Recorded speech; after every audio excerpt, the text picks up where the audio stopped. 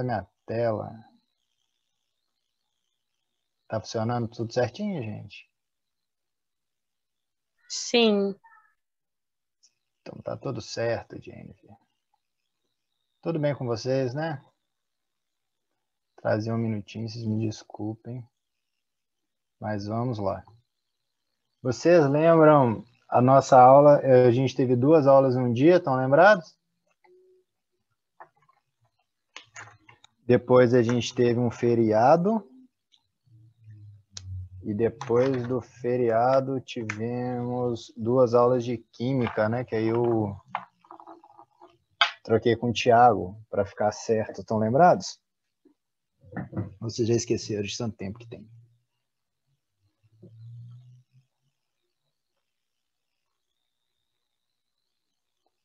Vocês estão aí, pessoal?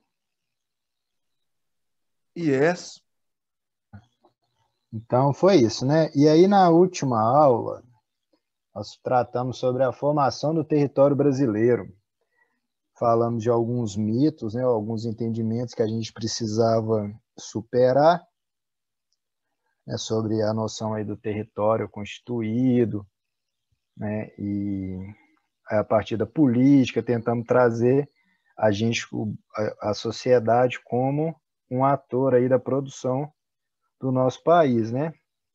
Então a gente analisou o território colonial como uma expressão espacial na formação social criada pela colonização, ou seja, o espaço fazendo parte desse processo de colonização e também do nosso entendimento de Brasil, né? Então, e aí, a partir disso, a gente estudando o território colonial, o objetivo era a gente compreender a formação do território brasileiro. E para isso, agora a gente vai dar um salto aí, que a gente parou da colonização, vamos trazer para hoje, para a gente poder posteriormente compreender como que essas mudanças foram ocorrendo. E aí, para a gente falar do período atual, a gente precisa de falar de globalização e meio técnico, científico, informacional, que é como que na geografia é tratado o espaço geográfico do nosso período, né? E aí a gente vindo lá da aula anterior para essa, né, como que o processo de colonização, né, contribuiu para a construção desse mundo que a gente vive. Beleza? Então, falaremos hoje sobre globalização. Aqui, nosso primeiro slide. Deixa eu ver se é comigo isso aqui. Se não for, a gente continua. Não. Então, vamos lá. O que acontece quando a gente fala de processo de globalização? Nós estamos falando de um processo que vai aumentar a escala de atuação dos fenômenos. Então, a partir de uma escala ali que seria regional ou local, a gente vai passar para uma escala mundial. O principal acontecimento, o principal fenômeno, né, que vai ajudar a produzir essa globalização é a Revolução Industrial, não é isso? E aí a gente viu lá desde o começo, porque aí a gente viu o surgimento a partir das grandes navegações, a colonização, pós-Revolução Industrial, tudo vai mudar e a gente vai ter essa organização espacial atual. E aí, pensando aqui a globalização como um processo que vai atingir, os fenômenos vão atingir uma escala mundial, a gente pode falar que ela vai se efetivar após a Guerra Fria. O que acontece com a Guerra Fria? Vocês estão lembrados da Guerra Fria? A gente tem uma divisão do mundo bipolar, né? Mundo socialista e um mundo capitalista. E aí nós temos nossas áreas de influência. E o que aconteceu é que no início dos anos 90, né, que a gente tem como símbolo ali a queda do Muro de Berlim, nós vamos ter um fim desse mundo bipolar Então, a gente pode falar de um capitalismo global.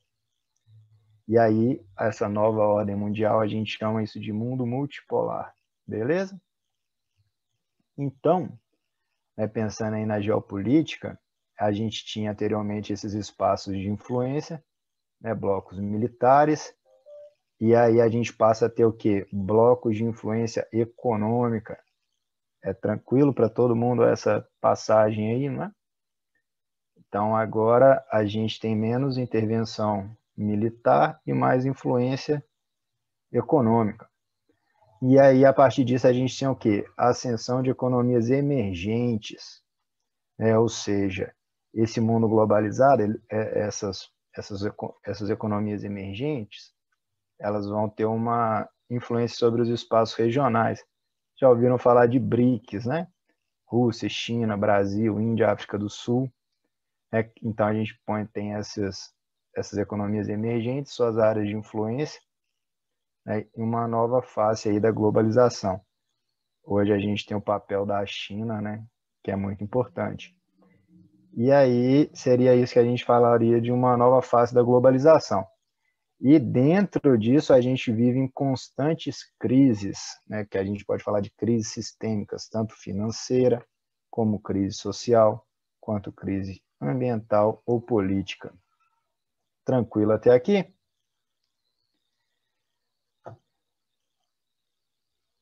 E aí, então, quem seriam os principais atores dessa globalização? Quem mais influencia? Vamos destacar aqui as empresas transnacionais. Elas vão muito além dos próprios países, não é isso? E aí, essas empresas, né? Se a gente for destacar um país aí que a gente destaca, né? A sua origem, seriam as empresas norte-americanas, influenciando a nossa cultura, na nossa alimentação, não é? Então, se exerce por meio de empresas aí, que são os principais agentes. E outro destaque que a gente tem, que a gente chama, eu falei ali, o meio técnico, científico, informacional, é a questão da comunicação, né? E então a gente tem hoje computadores, né? A gente está ligado em rede o tempo inteiro, e aí vai exercer uma grande influência no nosso modo de vida. E por último, também outro ator extremamente importante são dos transportes. A gente viu anteriormente a Rota da Seda em relação ao Covid, estão lembrados? Então o transporte ele vai ser muito influente também para a consolidação desse modelo aqui, com base nas empresas, né, e na influência econômica.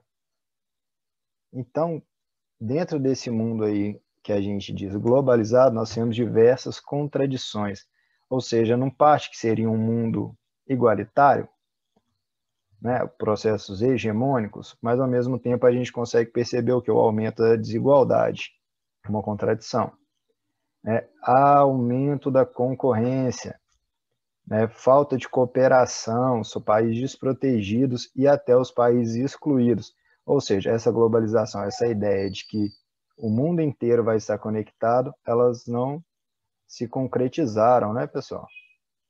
E além disso, a gente tem aqui um fortalecimento das redes ilegais. Ou seja, ao mesmo tempo que a gente desenvolve uma estrutura legal que vai beneficiar a sociedade, a gente tem aqui redes ilegais que vão utilizar essa rede, né? Então a gente pode falar de tráfico de drogas, podemos falar de terrorismo, né? Tudo isso alterou com a consolidação da globalização. Então essa foi a nossa introdução, agora a gente vai trabalhar melhor isso. A princípio, para a gente falar de produção da globalização, seria necessário a gente entender o que seria a mais-valia. Todo mundo compreende isso? A mais-valia. Coloquei essa charge aqui que eu acho que ela é bem interessante de analisar. Quem queria falar? Não, é só porque eu ainda me perdi um pouquinho nessa questão do conceito de mais-valia, só para dar uma refrescada. Beleza, então vamos lá. Ele, Aqui, ó, o que essa charge traz aqui para a gente de mais-valia? a gente tem ali um saco de dinheiro enorme e a gente tem um saquinho na mão de dinheiro aqui do sujeito de terno, né?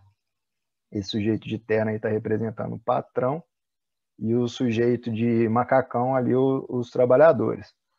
Então, lá ó, a gente tem que o saco de dinheiro grande ali, né, a riqueza criada pelos trabalhadores. E que o salário vai ser aquele saquinho de dinheiro na mão do patrão. A partir da charge aqui deu para entender, Matheus? Deu sim. Sim, Valeu, aqui, valeu. ó, uma maneira mais fácil aqui. Então, olha só, uma jornada de trabalho é de 8 horas, o salário desse trabalhador corresponde ao valor que ele produz em 3 horas, né? Então, ao longo do dia ali, do trabalho, ele vai trabalhar 5 horas de trabalho excedente. E para onde que vai esse trabalho excedente? Para o patrão. Para o patrão. Certo.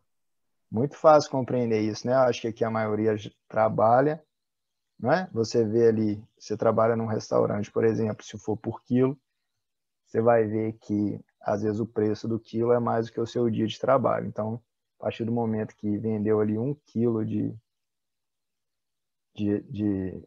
comida, né? Já pagou pelo menos o seu salário. Lógico que tem as outras coisas, mas a gente sempre vai ter esse excedente aí, e esse excedente é o que a gente chama de mais-valia. Tá bom? Isso aqui é importante para a gente compreender o restante. Aí, gente, vamos a partir do Milton Santos, né, que é um geógrafo, não sei se vocês conhecem, um dos mais importantes aí do Brasil, se não o mais, e ele está presente aí no Enem. Não tem muito, a geografia no Brasil não tem muito como fugir, sabe? Então, vamos olhar a parte dele, que a gente vai habituando aqui com os conceitos, vai acostumando e vai entender o pensamento. Então, trouxe para a gente a partir do método do Milton Santos para a gente entender a questão da globalização a partir dele. E qual que é a primeira questão que ele vai apresentar aqui? O entendimento é que o mundo como uma fábula, ou seja, como que a gente vê o mundo, né? Então, assim, as fantasias, né, cuja repetição ali, elas vão se acabar como uma base sólida de interpretação do mundo. Você acredita, né, que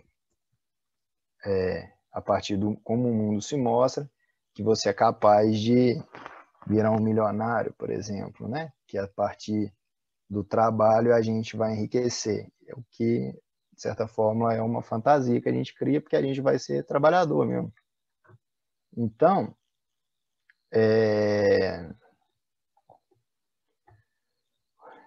o que é isso? Seria uma máquina ideológica, né, que vai sustentar as ações a gente que... Só um minuto. Obrigado.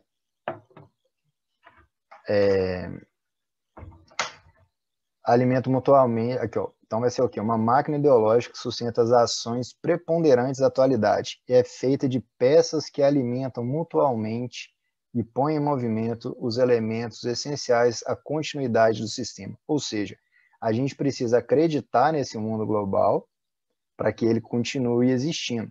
Então ele se apresenta como uma fábula. Um exemplo disso é o que talvez vocês já ouviram esse conceito aqui de aldeia global. Então, a partir de um mito, né, que as distâncias estão diminuindo, que o tempo está diminuindo e que o mundo inteiro, né, ele está ao alcance das nossas mãos, que hoje é muito fácil você conhecer o mundo, né? Aí eu pergunto aqui, assim, quantas pessoas já foram em mais de um país, por exemplo, né? Não é a realidade, mas a gente acredita que sim, que se a gente trabalhar muito, que a gente ganhar dinheiro, que a gente vai viajar e vai conhecer o mundo inteiro. Então, isso é como o mundo se mostra, né? Que a gente acredita que ele é. Né? E aí, o que a gente tem, na verdade, é um mercado aí global, né? Que procura homogeneizar o planeta, né? Quando eu falo de homogeneizar, seria um poder que algo, né, ou alguém exerce, né, em relação aos outros. Ou seja, o sonho de todo mundo é ser os Estados Unidos, né? A gente vê lá no filme de Hollywood, tudo bonito, né? Cria que aquilo ali é a realidade a partir do filme e que uma hora o Brasil vai ser daquele jeito. Isso é o quê? Como o mundo se mostra.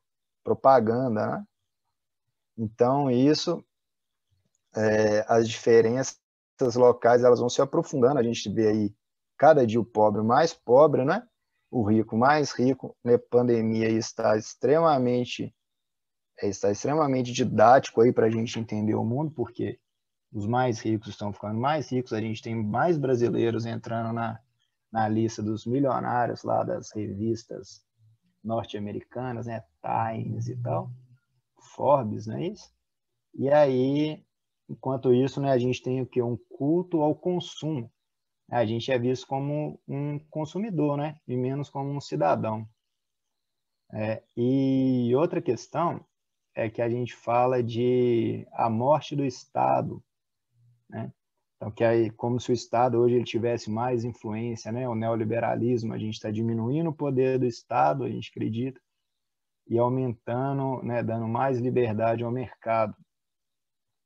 Então, a gente tem a nossa vida ficando mais difícil, né? E o mercado, e o Estado, de certa forma, ele está presente, mas ele está o quê? De acordo com os interesses do mercado. Então, hoje parece mais que o Estado quer garantir as necessidades do mercado do que do cidadão, né? O Estado não é para ser o representante do cidadão. Então, isso é como o mundo se mostra, né? Que fazem a gente acreditar que o mundo é isso, que o mundo é legal, que a gente vai enriquecer, né? Que a gente pode ir para todos os lugares, que a gente tem liberdade. Essa é a ideia. E aí, a gente passa aqui para um mundo como ele pode ser, né? Que seria uma outra globalização, que aí é o que eu acho que a gente tem que chegar, né? Porque no período atual, que a base material que a gente tem, né, as técnicas, né, todos os momentos, todo o conhecimento do planeta, né, ele contribui ele permite uma mudança, um conhecimento do mundo inteiro. Então, a gente sabe reconhecer os problemas, mas a gente precisa de o quê? Sair dessa globalização perversa aí, né? Então, a gente pode utilizar essa base técnica que ela é utilizada, né, contra a população, em benefício de uma minoria, para mudar o objetivo, né? E transformar socialmente e melhorar o mundo. Né? Isso é o quê? Uma possibilidade, tá, gente? Como pode ser, não o que é. Tá? Então, aí no plano teórico, a gente vê uma possibilidade de produção de um novo discurso, né? Um discurso que ganha relevância pelo fato que pela primeira vez na história o homem se pode constatar a existência de uma universalidade empírica. Hoje é concreto, né, que o mundo ele é global. Então, passa de ser, né, esse mundo aí global, ele passa de ser só uma ideia abstrata e ela passa a ser o quê? Uma realidade, né, uma experiência ordinária. Mas para isso acontecer, a gente precisaria de mudar aí, né? Então, aqui, isso é como uma possibilidade que a gente está falando. Isso é menos importante, né? O que é mais importante para a gente é o quê? O mundo como ele é. E a gente entender que a gente faz parte aí de um mundo de uma globalização perversa, né? O desemprego cresce, a pobreza aumenta, a classe média está perdendo qualidade de vida, o salário médio tende a baixar, a fome voltou, a insegurança alimentar voltou, não é isso? Se vocês estão acompanhando aí o que está acontecendo nos jornais, tudo isso está voltando. Novas doenças, temos novas doenças, velhas doenças retornaram. A gente tem hoje negacionista, né? A gente que não acredita mais em vacina, né? Então, assim, bem complicado.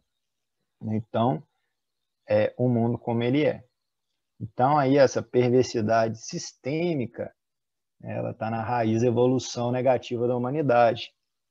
Né? Então, a gente tem o que? Uma adesão desenfreada ao comportamento competitivo. Né? Tudo é competitivo, não é? a gente compete por uma vaga na universidade, a gente compete por um trabalho, não é isso? Então, além das empresas, né, da competição gigantesca aí de uma com outra, empresas que uma compra a outra, não é? Então, uma competição aí desigual.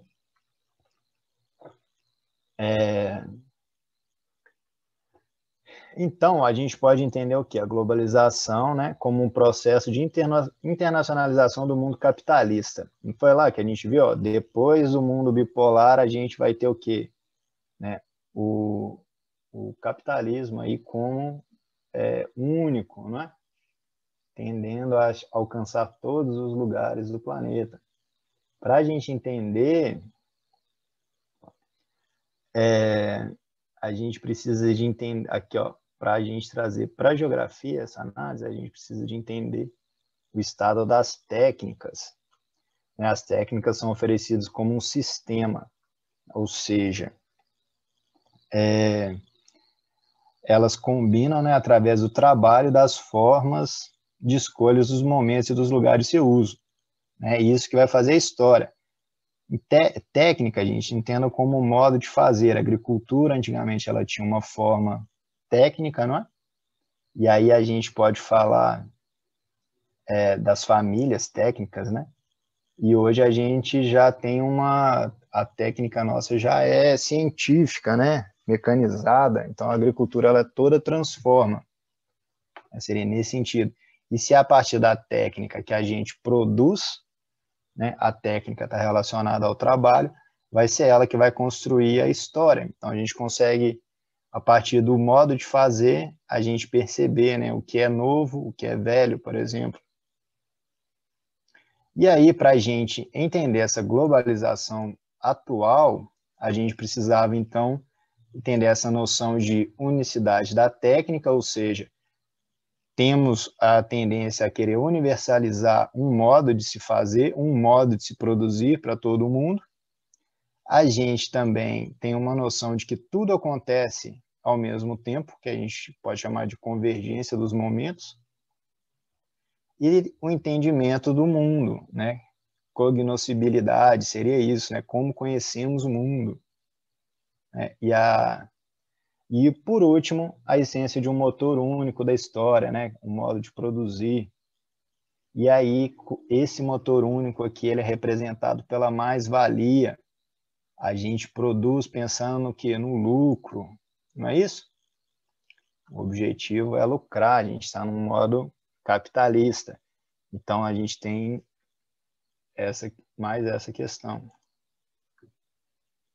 E aí, agora vamos ver cada uma dessas partes aqui, pessoal. A unicidade técnica. Ó, a história é um progresso sem fim das técnicas. Cada evolução técnica, uma nova etapa histórica torna-se possível. Por que que eu separei a aula, né? Porque a gente ficou muito distante, aí não ficou legal, porque a gente perdeu, acho, muitos podem ter perdido aí o raciocínio. Mas a gente viu que a gente tinha uma dependência da natureza muito grande no período colonial, e aí a gente encerrou ali aquela periodização, né, um pouco antes do fim da escravidão, que a gente utilizou, eu separei como um critério de mudança de período, e a Revolução Industrial. E aí, o que? Isso é uma mudança técnica, não é? Porque a gente, aí, como a escravidão, né, era um modo de fazer o quê? Que dependia da força humana, não é? Aí a gente passa, pós-revolução industrial, a gente passa a ter o quê? Máquinas, né? Vamos mudar todo o processo produtivo. É igual para tudo ao mesmo tempo? Não. Por isso que aí, de lá, eu dei um salto aí nesse período, a gente vai voltar depois. E aqui que a gente entender também que as técnicas se dão como famílias. Hoje o computador, né, a computação, ela faz parte de tudo. Né? Então aqui, ó, mais anteriormente a gente tinha a foice, a enxada, o ancinho, tudo isso surgiu junto, né? Metalurgia, né? A forma de lidar com a terra. Então essas mudanças elas vêm em várias coisas e não como uma só. De certa forma é isso aqui que a gente está falando. mas tende a ser o quê? Uma técnica única. Então, ó, é a primeira vez na história da humanidade que um conjunto de técnicas vai envolver todo um planeta. Isso aí faz a gente sentir instantaneamente a presença, né? Contamina a nossa forma de existência de formas mais atrasadas. A partir do momento que surge uma nova técnica, as técnicas mais antigas, atrasadas, elas tendem a acabar, não é? Você pode pensar aí no produção de roupa, um silk, né? Se você, a forma antiga, né, aquele monte de funcionário ali produzindo roupa, e agora hoje é tudo que máquina, né? Então tende o que, na medida que vai universalizando a produção com a máquina, as formas mais antigas elas não vão conseguir sobreviver por causa da concorrência, não é isso?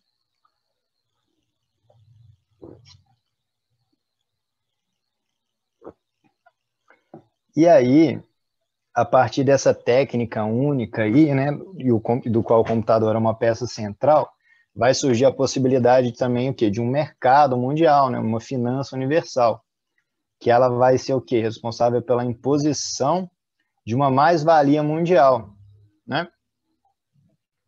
E aí, sem essa mais-valia mundial, né, essa técnica, seria impossível a gente falar da unicidade do tempo, de um tempo único.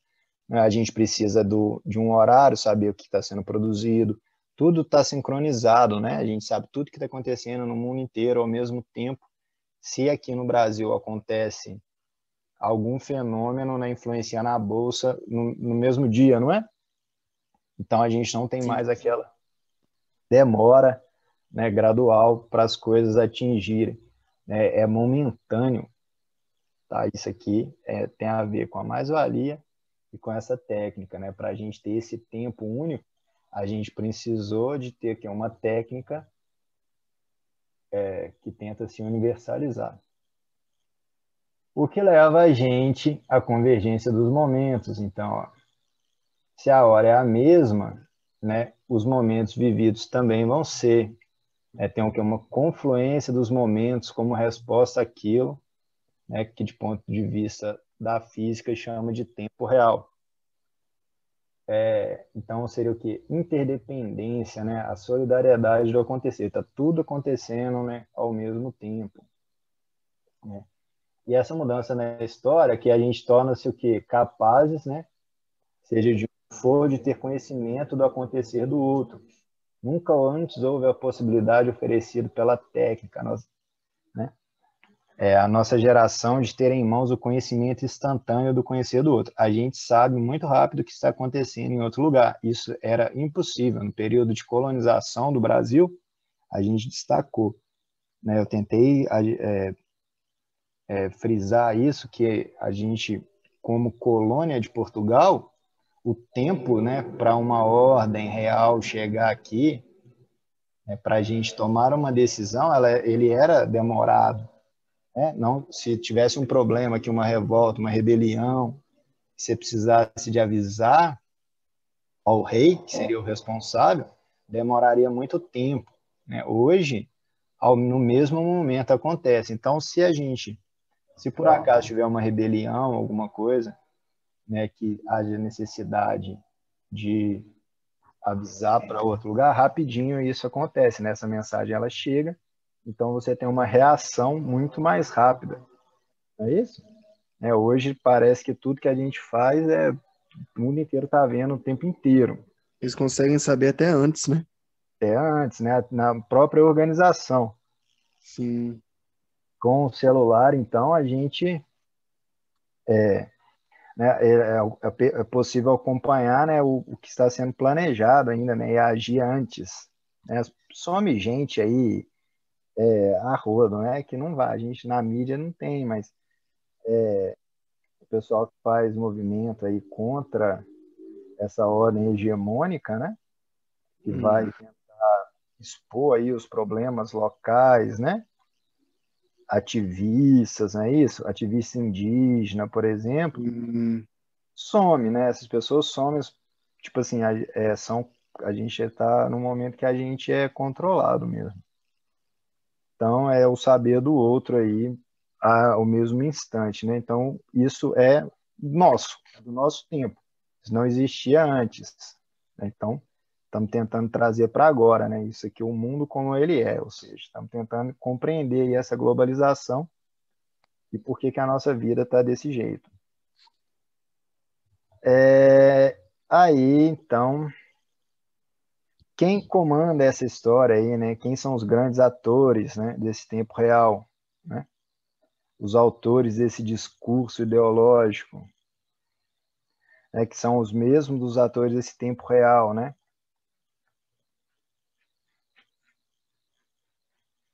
Aí, então aqui, se você consegue controlar esse tempo, pelo menos um privilégio você tem, não é? Ou uma exclusividade. Você tem que conhecimento prévio, né, o momentâneo. Quem consegue controlar esse discurso ideológico, né, de certa forma controla a história, né, o modo de fazer a história. Então, às vezes a gente é visto. Hoje, vamos abrir um parêntese aqui. Hoje a gente vê como as manifestações lá, Passe Livre 2016, fomos manipulados, não é? A partir do momento que saímos para a rua para reivindicar um problema local lá de cada um, esses atores aqui da história, eles conseguiram o quê? Né, a partir de um discurso ideológico, fazer história. A partir daquele momento, pessoas na rua, né, por insatisfação diversas, né, quem tem aí esse controle, conseguiu o quê? Construir uma narrativa, e a partir dessa narrativa a gente tem diversos eventos, né, que ocorreram.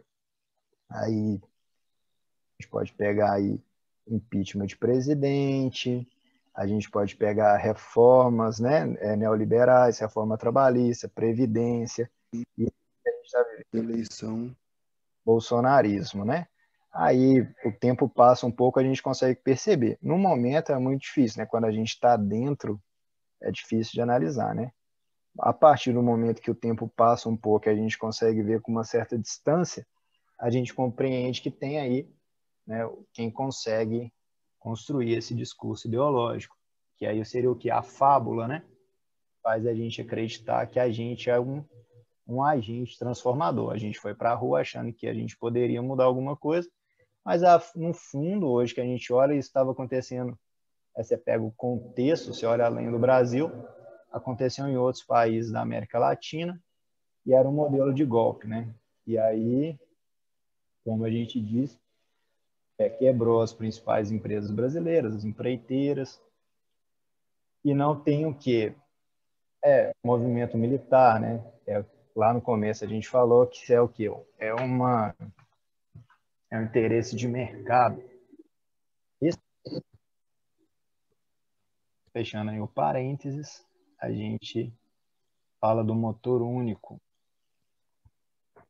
A gente não tem uma produção em escala mundial. Quem que está intermediando isso? As empresas mundiais.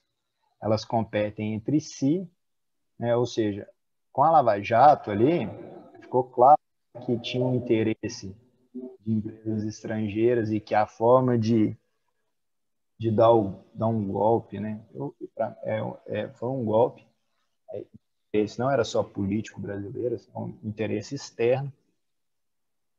E aí a gente vê que tinha essas questões dessas empresas, porque alguém se beneficiou com a quebradeira da empresa nacional, né? Hoje a gente tem uma abertura aí para seria muito grande. É só vocês olharem qualquer coisa que o Paulo Guedes fala aí, que é o nosso ministro da Economia. Inclusive, ele disse que a gente quer viver demais. Paulo Jeg. Todo mundo quer viver 100 anos. É um vagabundo, né? Um safado, um pilantra. Tentando fugir da política, gente, mas eu começo a pensar nas coisas aqui, eu começo a relacionar com um contexto atual e acaba que a gente começa a falar. Então vamos voltar. Esse motor único aqui, ele trouxe o que? Um novo patamar de internacionalização. A gente tem o que? A mundialização do produto, do dinheiro, do crédito, da dívida, do consumo, da informação, não é isso? Parece que tudo é único, né? Todo mundo quer ter um iPhone. Todo mundo tem acesso à informação, né? A gente vê aí, ó, as empresas, né, que era varejista, Casas Bahia, tá, entrou para o mercado, né, como financiadora de produtos, etc. Então, tudo está mudando. Então, essa mundialização ela vai se impondo, né? E ela é também um fato novo. Isso é da nossa época. E aí, né, como que a gente conhece aqui? A gente tem uma possibilidade de conhecer o planeta inteiro, né, extensivo e profundamente, graças ao que? Ao progresso da ciência e da técnica. E aí a gente fala de um período técnico-científico que permite que o homem não mais utilizar o que encontra na natureza, indo além, né, a gente tem o que? Materiais que são criados nos laboratórios como um produto da inteligência do homem e precedem a produção dos objetos. Então, o que? A gente tem uma matéria-prima indispensável na fabricação dos produtos, produzida pelo homem, não mais encontrada na natureza. Né? Por exemplo, um chip que vai funcionar ali, né? Um computador ali que vai funcionar, fazer um celular funcionar, por exemplo, isso aí não está disponível na natureza, é uma coisa criada pelo homem. E muda tudo isso, né? Vai além da natureza. A gente está o quê? Mais perto, né, da forma de um conhecimento concreto do mundo. Agora, o que que a gente precisa aqui? Ó? A gente precisa tomar a particularidade dos lugares, as condições físicas, naturais e políticas. Ou seja, onde que eu quero chegar é que a gente precisa partir da gente para conhecer o mundo. E aí as empresas, ela na busca da mais-valia desejada, elas vão diferenciar de forma diferente as localizações, não é? O que é aqui em Minas Gerais, não é fornecedor de matéria-prima aí, de mineração principalmente? Sim. A gente vai ter um valor do espaço, um valor do lugar que ele é diferente, né? Então, a gente, cada lugar, a gente vai ter valores aí, porque a gente faz parte de uma noção de global, né? E alguns lugares vão ficar excluídos, né? Invisibilizados. Então, por isso que a gente precisa, né, com ser social, partir das nossas particularidades aí para tentar compreender esse mundo. Conhecimento do planeta, então, constitui um dado essencial às operações das empresas e à produção do sistema histórico. As empresas, quanto mais elas conhecerem, elas souberem das vantagens locacionais ali, melhor para elas, porque elas estão em busca de uma mais-valia. E a partir disso, né, pós-revolução industrial, a gente tem o que? Um neocolonialismo, que a gente falou primeiro de colonialismo, né, que aí eles ocuparam, né, os lugares, né, território, né, extração, e posteriormente à Revolução Industrial a gente pode falar de um neocolonialismo que está associado já à indústria. E aí dentro dessa produção a gente vai ter o quê? A divisão internacional do trabalho, né? Ou seja, cada lugar vai exercer uma função, mas o lucro, né, o grosso aí da produção, no final ela vai ser concentrada em poucas empresas. Então a gente está aí, vou repetir, a gente tem cada dia os mais ricos batendo os recordes, né, e uma parte da população cada dia mais pobre. São esses fatores que vão contribuir. Isso é bem atual, tipo naquela questão da Colômbia que está acontecendo lá agora, né? A questão da taxação das, das classes sociais e tal, e a não taxação das fortunas, né? Isso. A Argentina também está tentando. Aqui no Brasil cancelou, acho. Eu não vi essa semana, eu não vi muito bem isso, porque tá meio que esse negócio da CPI do Covid, ele contamina tudo. Big Sim. Brother, você vai entrar na internet, você não consegue achar as coisas direito, porque quando tem um evento diferente assim, a rede, ela enche de coisa, né? Você fica ali perdido no meio daquilo tentando achar. Então, a gente tem algumas coisas que vão ao centro, mas você tem tudo a ver, ó, que eu estava falando ali dos golpes, né? A gente está Sim. tentando uma virada nisso. Aí o caso que você citou aí da Colômbia, aqui no Brasil, cancelou a reforma tributária, eu não sei se ele vai querer fazer outra, era a que tinha lá, mas foi o presidente da Câmara lá, Lira, né? Aí Isso, Arthur Lira. e a Argentina anunciou lá que a taxação deu, acho que 2 bilhões de imposto que eles conseguiram. Não sei a fundo o que eles fizeram, mas eles conseguiram tributar lá uma parte dos ricos. Então, você vê aí um país que um que fez, né? Um que deu para trás e o outro que tentou fazer e não foi, né? Pelo que eu estou entendendo na Colômbia, por enquanto é isso. Eu não estou muito por dentro, mas eu estou entendendo que estão tentando barrar, né? O pessoal está tretando lá, né? Sim, aí eles colocaram para colocar os impostos, para taxar, aumentar os impostos para a classe média e para os mais pobres, e isentar os mais ricos. Ah, eles colocaram. É isso aí que é a proposta? Foi isso que estava acontecendo. Aí Ah, o pessoal saiu para a rua e os militares estão matando deliberadamente, assim. vagabundos, né? Tipo assim, é o que a gente, tipo assim, tem tudo a ver com o que a gente está falando aqui, né? Hum. Na hora hoje a gente não tem aí, a gente tem o conhecimento do outro que está acontecendo, né?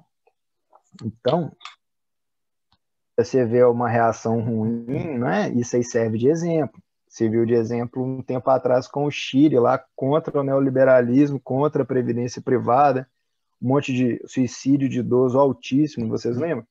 E assim, a gente tentava meio que apagar isso, né? Tipo, a gente não, a mídia, né, a televisão tentava, que era uma baderna, né? Mas era um resultado de o quê? De um processo de esqueci a palavra. O liberalismo já mais antigo, né, que veio lá do Pinochet lá, que é a turma do Paulo Guedes, aí os Chicago Boys, né? O Chile foi ciência primeira assim, né, que implantaram o neoliberalismo. Mostram-se o Chile como um país exemplo, né, que desenvolveu, né, que urbanizou. Então aí tem tudo a ver aí com a questão da fábula, né? Dão a ideia de que o neoliberalismo fez o Chile desenvolver e quando vê sai todo mundo para a rua quebrando tudo. Então fica aquela coisa, você precisa de o que está acontecendo ali. Aí aquilo era uma reação ao que a gente estava o quê? Estava sendo intensificado no momento aqui no Brasil. Então essas narrativas elas ficam confusas aí. Alguém tenta controlar isso, né? Fazer da história. E agora a gente está aí nessas reformas tributárias acontecendo todas ao mesmo tempo. Então também tem a ver com essa construção de narrativa, né? E aí, para finalizar aqui os slides, ó, a gente tem aqui a relação entre o dinheiro e a informação. Então, vai conduzir para a aceleração de processos hegemônicos. Ó. Então, dinheiro e informação acelera os processos hegemônicos. Né? Ou seja, tentar né, exercer aí uma relação sobre os outros. Então, a gente tem o quê? Isso é legitimado pelo que é um pensamento único, esse de mundo global, né, que a gente faz parte. E aí, os processos que não são hegemônicos, eles tendem a desaparecer ou permanecer de forma subordinada. O que não vai de acordo, né, não está no mesmo caminho, normalmente tende a ficar subordinado ou desaparecer. Um exemplo aí é a agricultura familiar, concorda?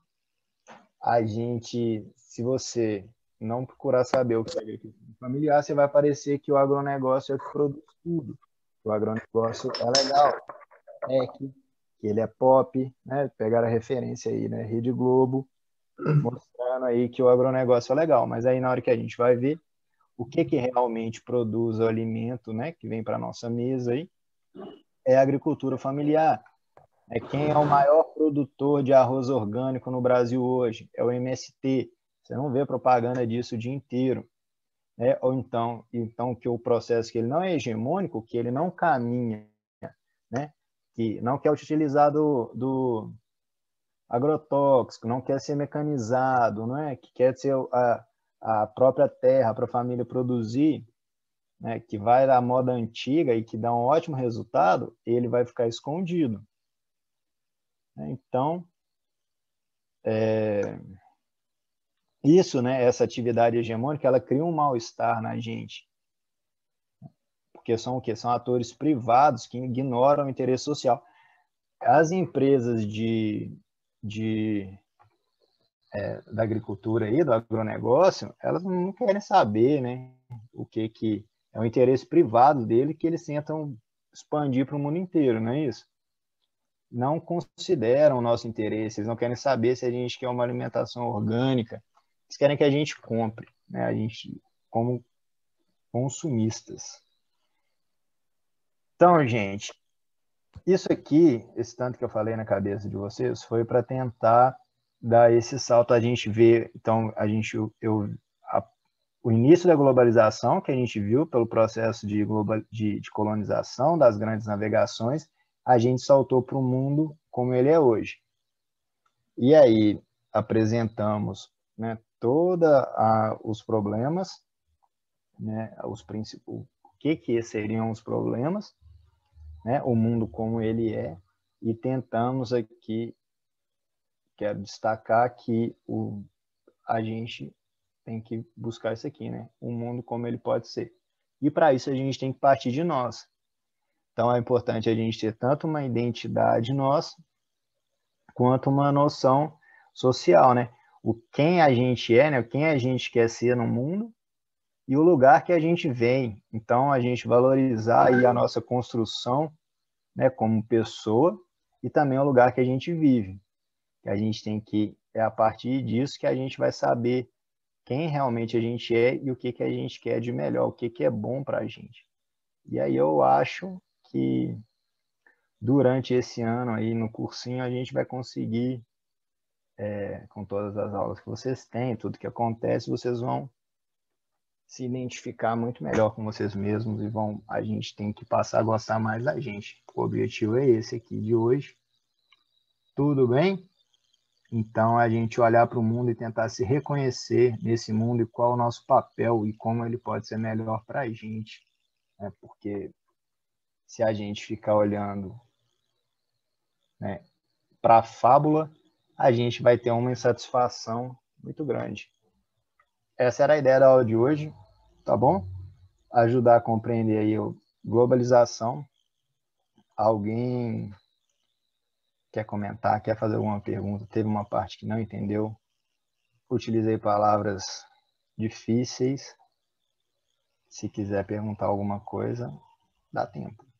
Se não, vamos para a aula de química. Tranquilo? Tranquilo. Para a aula de química. Então, pessoal, bom estar com vocês. Bom fim de semana. Até a próxima. Abraço, Thiago. Valeu, Sal. Valeu, Matheus. Tchau para vocês. Boa noite. Tchau, obrigada, boa noite. Obrigada, boa noite. Nada, Sal. Tchau.